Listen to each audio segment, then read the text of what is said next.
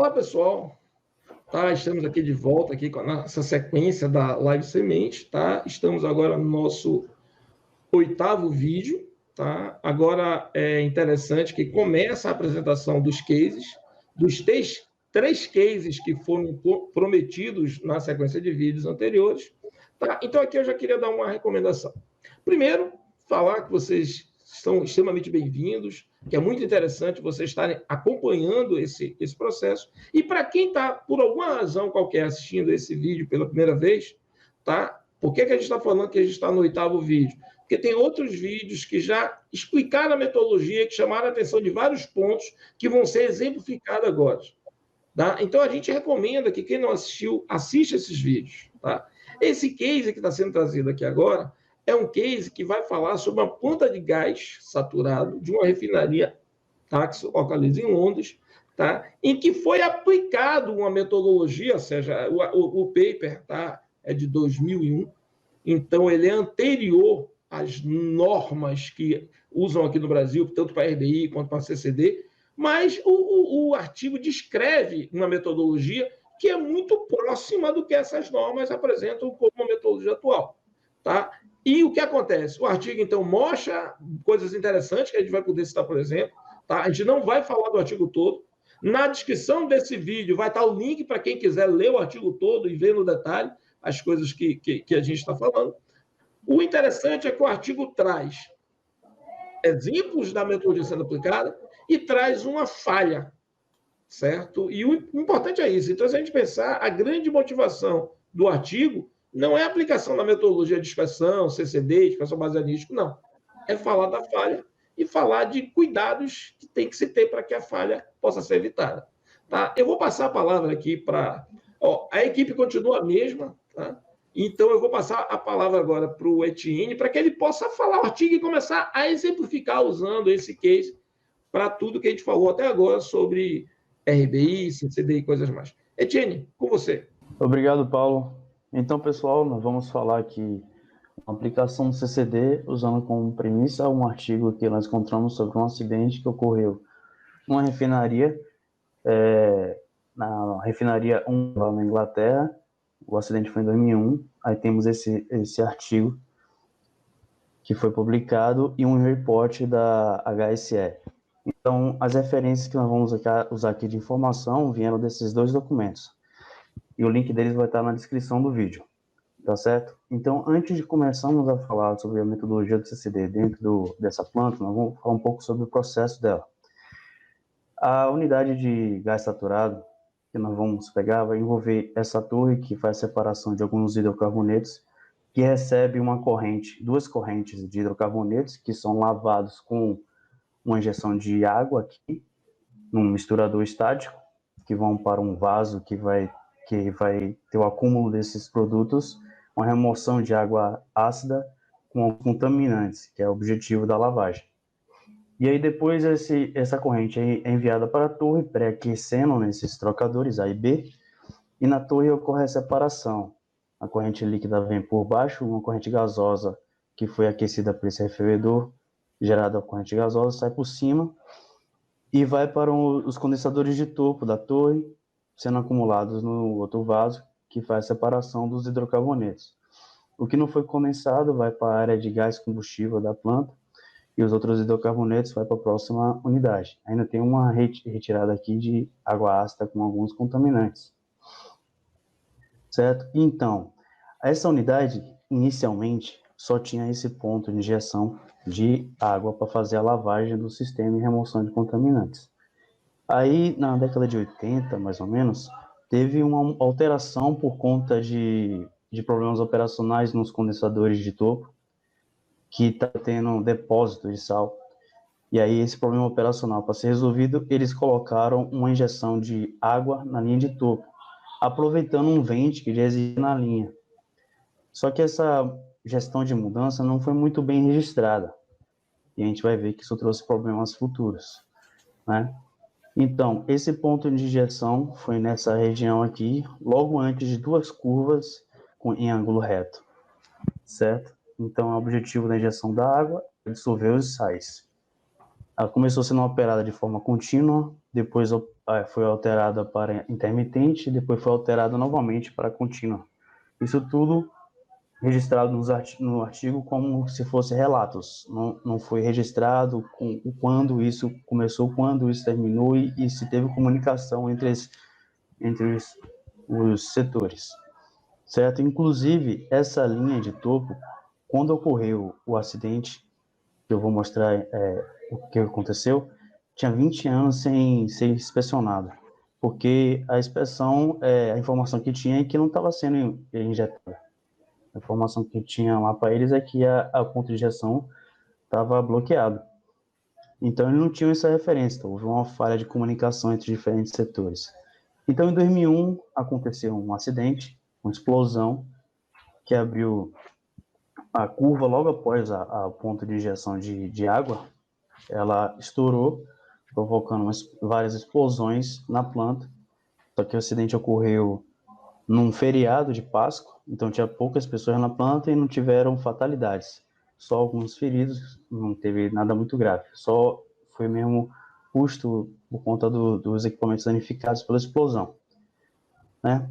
Então, voltando aqui agora para a questão do processo, eu vou pedir para os meus colegas Eric Lima e Eric Mendonça. Primeiro, Eric Lima, gostaria que você elencasse aqui para a gente o que te chamou a atenção, o que você colocaria num documento do CCD, qual informação seria importante elencar na hora de levantamento. Pois então, Etienne, aqui acredito eu que todos que acompanharam a sequência de vídeos até agora, que foram disponibilizados aí falando sobre o CCD, provavelmente concordam comigo que informações importantes que a gente teria que levantar junto ao processo de operação são temperatura e pressão das correntes, certo? Identificar, e aí em particular para esse caso muito importante, quais são os ativos que estão de fato em operação, bem como qual é a condição de operação deles, ou seja, se eles operam de modo contínuo ou intermitente, certo? Além disso, muito importante também é conseguir uma avaliação de quais são os contaminantes da corrente. Outra informação também é a questão de se existem ou não transientes operacionais e, em caso existam, dizer quais são esses transientes. E, claro, também muito importante para esse caso é identificar quais são pontos de misturas ou pontos de injeção existentes nesse sistema para poder ajudar aí no mapeamento dos possíveis mecanismos de dano, bem como das esperadas taxas de degradação com base nesse mecanismo. Perfeito, Eric. Estão vendo que tem uma complexidade grande, então a gente precisa do envolvimento de várias disciplinas para que a informação seja melhor registrada para a análise do CCD. Então, eu gostaria também do Eric Mendonça, quais seriam os contaminantes que ele listaria, contaminantes corrosivos, que ele listaria como precursores de corrosão aqui, num CCD?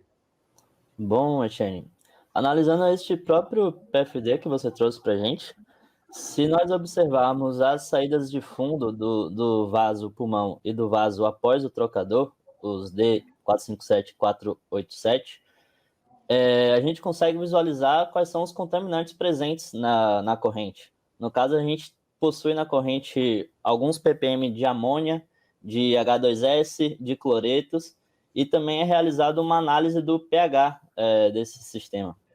Então, com essas informações de modo preliminar, a gente consegue dizer que esses são os precursores de dano que eles podem estar causando, são os precursores de corrosão que podem estar causando uma falha ou um mecanismo de dano. Isso, perfeito, Mendonça. Então, esses precursores de corrosão poderiam causar corrosões relacionadas a cloreto de amônia, bisulfeto de amônia, corrosão por cloreto, enfim. Esses tá aí a importância de se ter uma análise da corrente, né? E aí entra o pessoal de laboratório, a importância muito grande, o pessoal do laboratório, para poder dar o apoio nessas análises.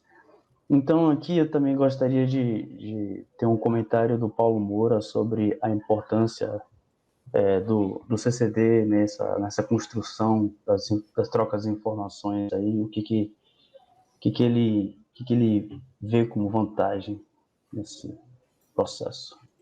Oi, Tiane, é legal ver a abordagem que vocês estão fazendo. Primeiro, tá na busca pelos precursores de corrosão, os contaminantes, certo? pensar assim, quando você projeta uma planta, você considera determinadas correntes, determinados contaminantes, para você as temperaturas, tudo aquilo que vocês falaram, isso é considerado no projeto.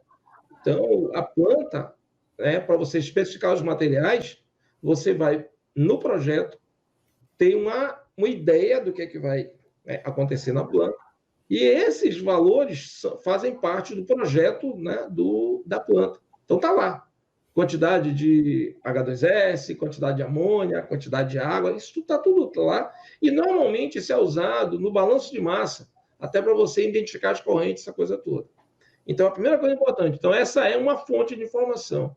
Mas você chamar a atenção de algo que eu considero fundamental, que é você ter essa informação atualizada. Por isso, quando você chama a atenção da importância do laboratório, aí eu vejo que vocês estão chamando a atenção da importância de análises que seja feito durante esse circuito. Eu tenho que ter pontos de coleta de análise que eu possa confirmar se o dado que foi considerado no projeto continua sendo o dado que representa a condição típica operacional. Porque se essa condição for mudada, eu posso ter mecanismo de dano que não foi previsto no projeto. Essa é a primeira coisa importante, que é que vocês vão conseguir sinalizar. Então, eu achei fantástico. Tá? E a outra coisa, tá? Eu sei que você vai explicar daqui a pouco, mas eu estou vendo aí que você já partiu para dividir em circuito. Tá? E aí, essa divisão de circuito, é interessante ver que você subdivide equipamentos e tubulações usando, por exemplo, a mesma cor. Isso é interessante ver isso, porque isso, para mim, é uma evolução muito grande da época antiga, que a gente aplicava a metodologia de inspeção baseado em histórico, baseado em falha, onde a prioridade era inspecionar o equipamento. O que eu vejo interessante, e que a própria API trouxe com a API 570, a API 574, tá? É importante mostrar que as tubulações precisam ser inspecionadas tanto quanto os equipamentos. E eu vejo aí nessa divisão que você já traz esse conceito, que eu tenho o mesmo circuito envolvendo parte do equipamento. Olha que interessante, não o equipamento todo, parte. Então, eu posso, num equipamento, direcionar a minha inspeção para um determinado componente, que é uma coisa que o RBI trata muito bem. E aí eu já tenho parte do equipamento e parte da tubulação. Então, é isso que eu acho que é muito legal ver nessa metodologia, que está sendo cada vez mais atualizada, tanto no RBI quanto no CCD, de trazer essa abrangência total e buscar sempre em ter cenários atualizados. Porque se os cenários operacionais não estiverem atualizados, eu posso estar, e aí eu fico feliz, porque eu sei que você vai mostrar isso daqui a pouco, a importância de manter esses cenários atualizados, porque às vezes eu posso ter uma falha, porque eu não considerei uma determinada informação. E eu queria ver você mostrar isso para a gente. Isso, perfeito, Paulo. Muito obrigado. Então, aqui, como o Paulo estava falando da divisão do circuito de corrosão, né, com a informação toda coletada, você pode dividir os locais de equipamento e tubulação que são susceptíveis a tais mecanismos de dano, ou que forem listados a partir dos percussores que foram levantados. Então, você pode direcionar a inspeção, o monitoramento, tanto da inspeção quanto até do próprio controle de processo, para aquela região específica, para mitigar algum mecanismo de dano ali que pode estar atuante, certo? Então, vamos lá. A planta em si tem também, no artigo, que foi feito uma metodologia de RBI em 2000, no ano 2000 lá, mas por conta da falha de registro da gestão de mudança, um problema de gestão de mudança e uma falta de comunicação entre setores, eles não chegaram a considerar o ponto de injeção na análise, apesar de ser identificado e questionado para a inspeção. Uma inspeção tinha identificado como desativado, não foi considerado na análise esse ponto de injeção, o que, se caso fosse, iria aumentar o risco em 3 vezes. Então, aqui, eu gostaria de chamar agora a Camila para fazer um comentário referente da interação entre o RBI e o CCD como esse quesito de informação, o RBI usando as referências de análise de risco. Por favor, Camila.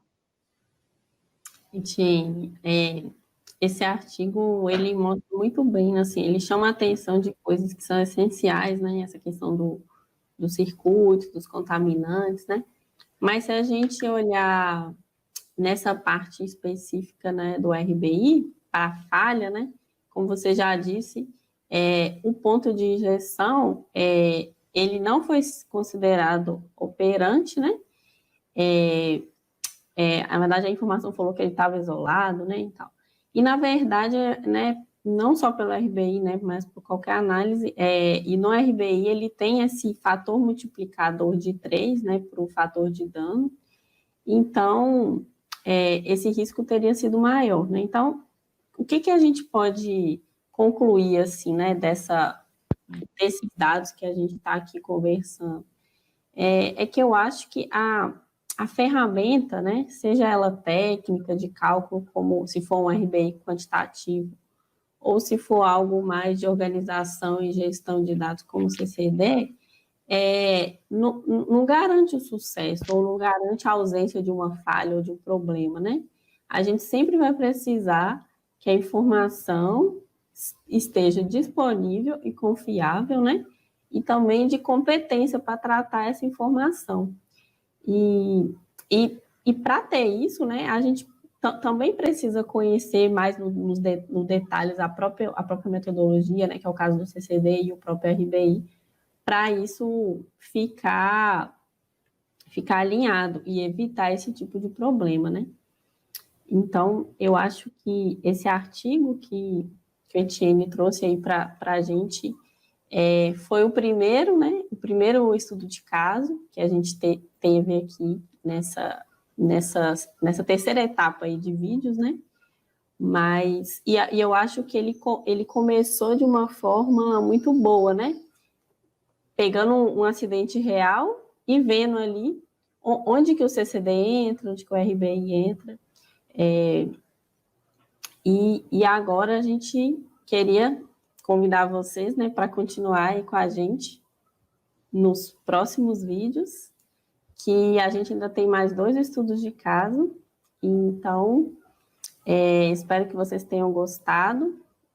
Vejam os outros vídeos, mandem questões, né, para interagir com a gente, porque em breve a gente vai estar divulgando a data aí, né, da nossa live para falar disso.